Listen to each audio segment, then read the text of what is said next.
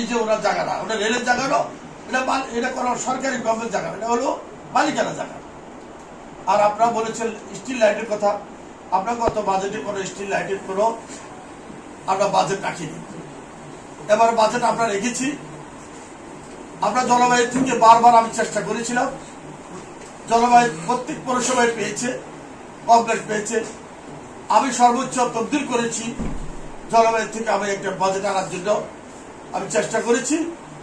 আমি যখন অনুমোদন হয়েছে তখন এই বাজেটটা বন্ধ করে দিয়েছি। জলবায়ু থেকে আমি বাজেট আনতে পারিনি স্টিল লাইটের ব্যাপারে। এরপর আমরা পৌরসভার বাজেট থেকে আমরা কিছু কিছু লাইট আমরা দিয়েছিলাম, আর কিছু কিছু লাইট বাকি রয়েছে। এগুলো আমরা এবারে বাজেটের মধ্যে আমরা চেষ্টা করব এই স্টিল লাইটগুলো আমরা দেওয়ার জন্য। আর আপনারা যেটা যানজটের কথা বলেছেন, সারা বাংলাদেশে অবস্থা আপনারা দেখেন। বঙ্গবন্ধুর কন্যা আসলে ঢাকা শহরে নাগরিক যখন রওনা দিতাম 2 দিনও ঢাকা শহর যেতে পারতাম না।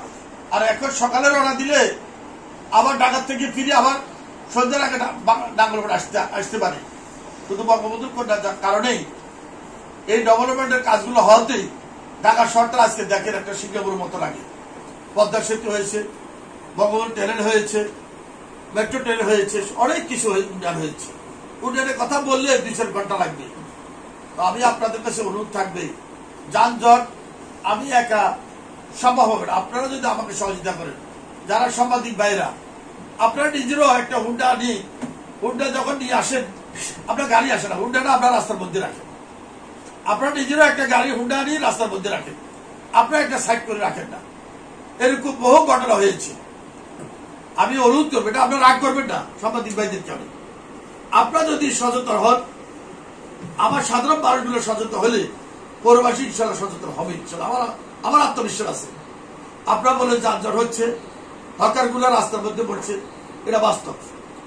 আপনারা নাঙ্গল বাজার একটা বাজার, যে বাজারটা আপনারা শুনেন নাঙ্গল নামে একটা বাজার হয়েছে, এই বাজারটা আমি বারবার এই বাজারটা হলো সরকারি বাজার। এটা হলো ডিসি সাহেবের নামে, সব সম্পত্তি হলো ডিসি সাহেবের নামে। আমরা একটা কিছু করতে গেলে এখানে বাধা সৃষ্টি হয়, এসিডেন্ট সাহেব বাধা দেয়। আপনারা যদি বেরি করে যদি আপনাদের সরকারি জায়গাগুলো যদি অকেজু হয়ে রয়েছে, এই জায়গাগুলো যদি আমাদের পৌরসভা যদি ব্যবহার করতে পারত, তাহলে আমাদের যানজট অবশ্যই এটা নিরসন হতো। আমি সবাইকে অনুরোধ করবো, আপনারা যারা সাংবাদিক ভাইরা, আপনারা এসিডেন্ট সাহেবের কাছে, ডিসি সাহেবের কাছে আপনারা বলেন যে আমাদের বাজারটা বেরি করে দেওয়ার জন্য। সরকারি জায়গা অনেক জায়গা, কিন্তু 1 বছরের জন্য সে লিজ সে ভাড়া যে 30-50 টাকা, কিন্তু সেই ভাড়াটি দিচ্ছে সে 1 লক্ষ টাকা, অ্যাডভান্স দিচ্ছে সে 5 লাখ টাকা, ভাড়া নিচ্ছে সে 10,000 টাকা। এরকম করে সে সরকারি জায়গা ব্যবহার করতেছে। কিন্তু এই জায়গাগুলো যদি আমাদেরকে গভর্নমেন্ট যদি আমাদের বাজারে যে জায়গাগুলো যদি খাসা জায়গাগুলো আছে, এগুলো যদি আমরা হকারগুলো বানাইতে পারতাম, আমাদের বাসেরও সমস্যা, সিএনজি বাসেরও সমস্যা, এটা বাস্তব। আমাদের স্টেট করতে পারে না জায়গার অভাবের কারণে। আপনারা জানেন এই লোডের চত্বর একদিনও হয়নি, 3 দিন হয়েছে। এটা বটতলা ছিলেন, এই বটতলা অবস্থাটা আপনারা দেখেছেন। তখন একটু জায়গা ছিল, একটা মানুষ ওই রাস্তা থেকে, কলেজ থেকে বাজার ঢুকতে পারত না। এই রাস্তাকে আমি প্রশস্ত করেছি, অনেক বিশাল প্রশস্ত করেছি।